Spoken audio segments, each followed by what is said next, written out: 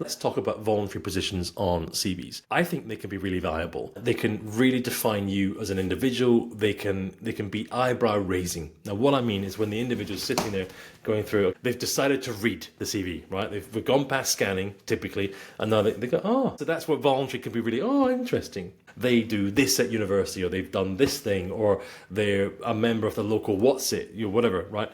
Very interesting. Okay. Voluntary positions, sometimes, especially when you're junior in career, voluntary positions, I sometimes feel are in the wrong place.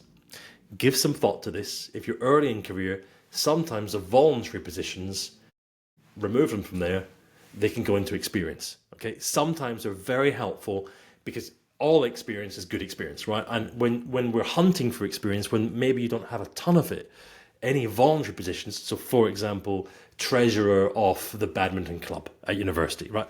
That may be a voluntary position that you held, but actually you could suggest to say, look, at the university of so-and-so, I was a treasurer. That can be a good experience bullet point that you may well need up front, okay?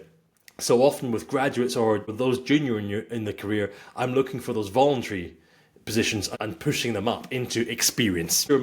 As you're developing your career, you may, or there may be a very clear voluntary role that as you're developing your career, there may be a clear differential between your experience and the voluntary stuff. So for example, it may be you're running a karate club, or you're doing this thing for this charity and it's a position you hold, or you're a member of the board of governors for a school, for example, and that might be completely different to your experience. And that's why we separate it out, right? So you've got your experience, work experience, how amazing you are, right? That's all. And then you might say, oh, I'm also, voluntary position, board of governors, right? Member of the board, or I'm a member of the trustees of this thing. That's why we're separating them out. They're not paid. They're something that's ongoing.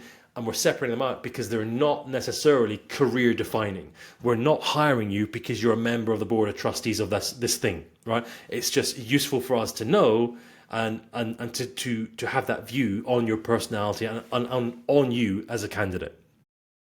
Sometimes those kind of anything that's showing responsibility as a member of a board of trustees, for example, or a member of the school governors, those can be really useful to show you've got experience external to your career, right? That is showing you've got that ability to work in a team, that you are able to work in committees, you understand the importance of responsibility, and so on and so on and so on, right? So that's why voluntary positions, typically you would separate them out. You would specify because you've got your career stuff, and that's as you're made in more senior in career, that's what you're focusing on, right? And you don't want to suddenly at the top of it say, oh, I'm board of directors, or I'm on the school board.